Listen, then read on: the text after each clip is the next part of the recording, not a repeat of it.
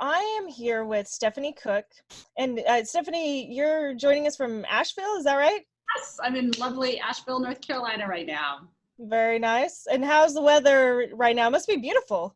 Oh, it's completely gorgeous. I love being here in the mountains. I've only been here about a year and the weather's fantastic, very sunny. It's still summer here.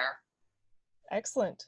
Well, good. Well, thank you so much for spending a few minutes. We're talking with Stephanie right now about her article. So she wrote this incredible article in this issue of Legacy Arts Magazine, and it's about impact investing. So Stephanie, this is kind of a buzzword out there right now. Everyone's talking about social impact, how you affect others and impact investing and so on. But I don't know that a lot of people actually know what it means or how to be effective with it. How did you get into it, and how did you kind of start specializing in impact investing? Well, Laura, thank you for asking me that question. And the way I got into it was really a personal journey.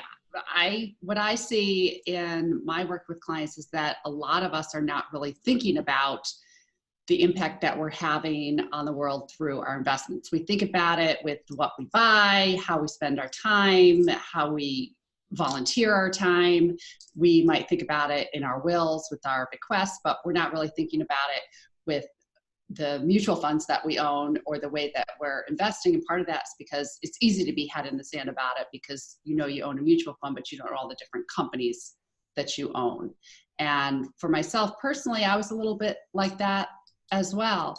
Even though I cared about climate change, I cared about women's issues, I cared about the environment, I didn't take the time really to investigate for myself or for my clients, although lately they did start asking about it more, how I was really impacting those by what I owned.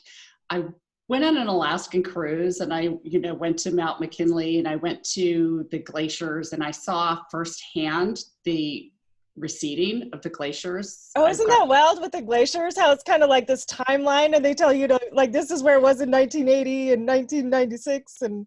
Yes, and it's really fast and they're so huge and of course you feel so small and I just was overwhelmed. So when I came back, I immediately divested from anything having to do with fossil fuels. And I started caring more about engaging my clients in this area and finding out what's important to them, right? So that might be and is very important to me. Someone else might have a different set of values. They're okay with big oil. They might even be an executive in a big oil company, but they still want to invest according to whatever their values are. So I like to have a conversation with people about what's really important to them, not just, throw you into X, Y, and Z, big investment company, socially responsible mutual fund, because some of those might not even be according to the individual person's values. So it really does take a deeper dive. And I enjoy doing that with people. Oh, that's great. So this article is specifically about talking to your heirs or to your family, right? Yes, it is. And I was delighted to put together a manual for that, basically is what it is. Because, well, first part of the journey is to make the decision yourself that you're going to do this. And then once you have done it, then presumably you are going to be leaving this money that you've invested, which we all hope is going to do well, however it's invested, to some people, oftentimes family members, although it could be someone else. And it's not a topic, I don't know why, it's not a topic that just comes up naturally. First of all, it has to do with money, so that's a challenging topic. And then talking about deeply held values. Sometimes it's personal. Some families, they talk about this kind of thing a lot, and others they don't. So I actually had a client who had recently reallocated their portfolio, and they were asking, about this. How would you talk to your children about it? And I was looking for some information, and it wasn't there. So I did find your amazing first book, which I read and contacted you. And later Me decided, too. I gave my client that book and he enjoyed it. But, you know, I decided to write the article myself. So Oh, that's great. So, so make sure to check out this article because she has these 4 great tips about how you start to get your family engaged, how you define, you know, what your values are, and then start on this path. Now, one interesting thing about impact investing I find is that there's, you know, of course, there's the impact you want to make, but then there's also the investing side, right? So there's that investment word. I think a lot of times, you know, investors are scared because they're wondering if they'll actually make any money off of any of this stuff. Have you seen funds do pretty well that focus on impact investing? yes, yes, we are starting to find that the impact investing or values-based investing portfolios are performing just as well as other types of investments that don't also include that. And even many people, and I myself hope and believe, that when you also use parameters having to do with a company's social responsibility and the way they operate and their corporate governance, that is actually a benefit. When people are operating, when companies are operating in a better way, then they are actually, especially moving forward, going to do better. So impact investing or values-based investing is not separate from investing. It's another layer added into investing. You could start from a negative screen, just leaving out things you don't want, and then you can go all the way through to direct impact in one specific issue, maybe investing in one company or one sector or one issue that's important to you. There's really a wide range, but oftentimes we're adding in these extra considerations and they're going to even benefit our portfolio while benefiting the world around us, which is what we want, because we have other ways to benefit in areas that are important to us that aren't investing, where we volunteer our time or we directly give money or we leave money in our wills. When we're investing, we do want to make money. That's what investment is for. Otherwise, it's giving, and that's also important. So, you know, really, when you start out on that journey, you're doing a self-examination. You know, what's important to me? How do I want to be in the world? What's the impact that I want to leave? And that's where the work that I do and the work that you do intertwines, because you're talking to people about their meaning, legacy, and what they're leaving to their heirs. And this is part of that. When it's intertwined with the money, it's what is the non-financial legacy that's embedded in your financial legacy. Excellent. I love it. And when you check out this article, make sure to read Stephanie's bio, by the way. So when she first introduced herself to me, she reached out to me and anyway, or when you first reached out to me, sorry, I'm like kind of doing this weird, like talking to the guest third party thing. But Yeah. anyway, I remember reading your bio and thinking, wow, this woman's amazing. You know, you've done, now, what do you have degrees in? Because it's like you have kind of the psychology side of things, and you've done some with I coaching. do. You have, Yes, I do have a a little? degree in psychology, in counseling psychology, a master's degree. I have my undergraduate degree from MIT in mathematics. Of course, I have my certified financial planner designation, and I'm also certified as a life coach.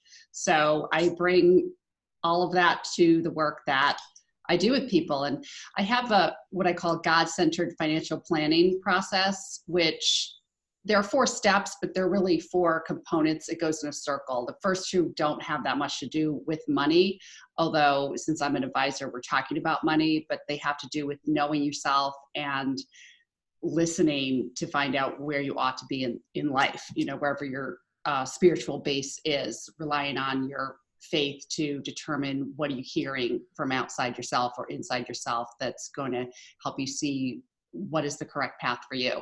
And then when we get to the step 3 or component 3 or cornerstone 3, whatever you want to call those pieces, then we get into the money. What is your current financial situation, and how can you, and then the final piece is how can you craft that in order to support your purpose in the world?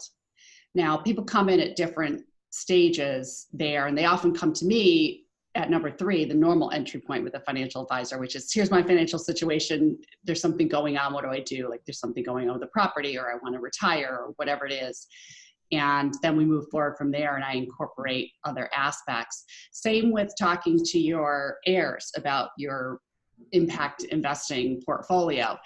Maybe you've done a whole self-analysis on the impact that you want to have, and you're completely ready to go into a conversation.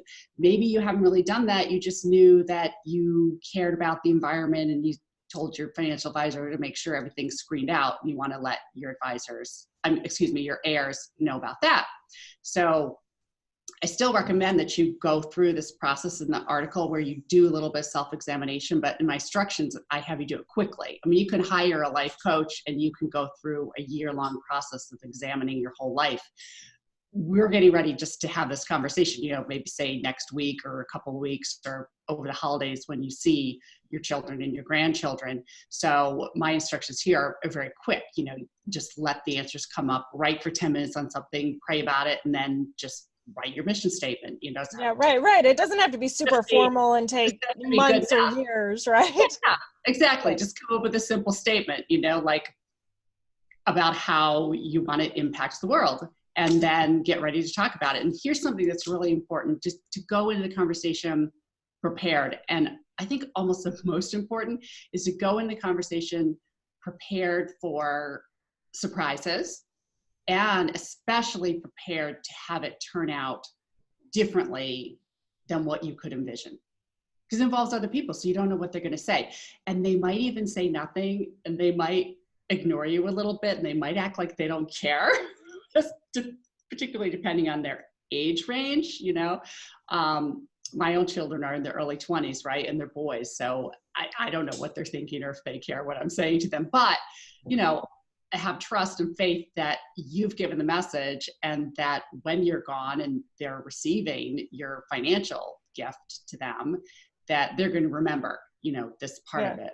It's interesting. I find that a lot with the legacy work is you really think that people are not paying attention. I mean, your kids don't care, I worked with this one guy, and he said, when my son went off to college, every week I sent him this long email that was about my stories and our legacy. And he said, I didn't get one response for 2 years. And then finally his son came home for, dinner or something. And he said, hey, should I keep sending those emails or what? The son said, oh yeah, they've been the most inspirational thing ever. I love them. I look forward to them every week. And so you just never know.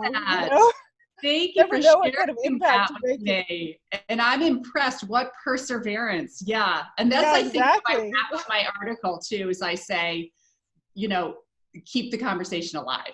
Yeah. Yeah. That's absolutely. Open the door and then keep it going. Well, thank you, Stephanie. This has been such a pleasure talking to you. How do people find out about you? Well, first if you know my name, Stephanie Cook, go to stephaniecook.com and you can reach me there. Excellent. Sounds good. And do you work with mostly people out of Asheville and that area, or? No. Thank you for asking about that. No, I can work with people anywhere. We can work via Zoom, just like we're having this Zoom interview right now. I can have clients from any state. And like I said, you can engage with me wherever you are in the process. And I have some information on my website. If you, there's some information you can download on how to vet your investments yourself. It's a little challenging, but I tried to put together something that people can use as a guide to find out what's in their mutual funds on their own, just as a starting point.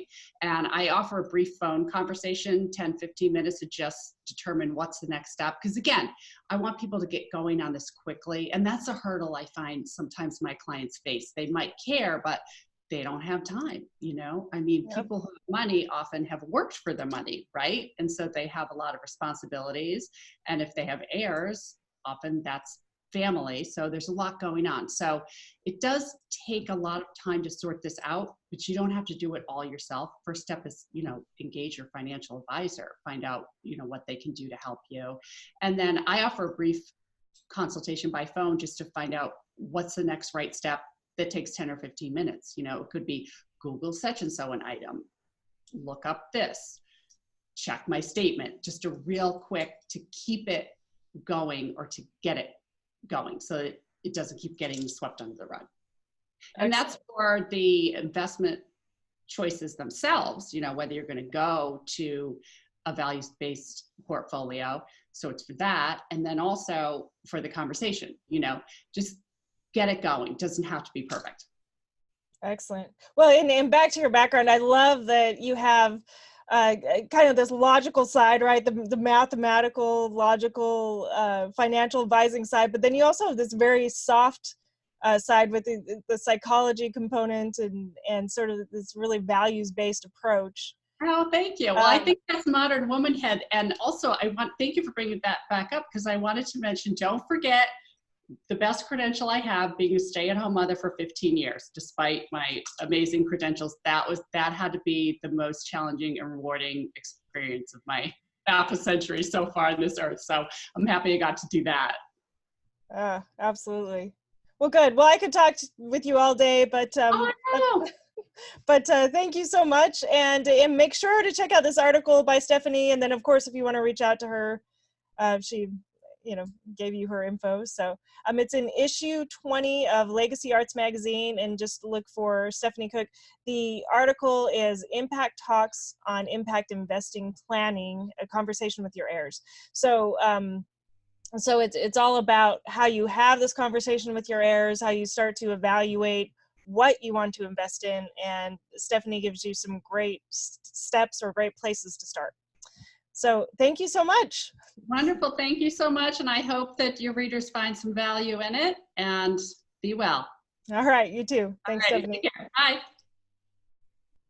If you're interested in passing your non-financial assets like your wisdom, your values, and your beliefs to your family and leaving a great impact on the world, make sure to grab a free subscription to our online magazine.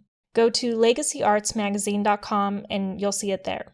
In every issue, we interview fascinating people about their legacies, from Fortune 500 CEOs to artists to philanthropic leaders to best-selling authors. We also offer tips, guidance, and strategies for developing an excellent legacy of your own.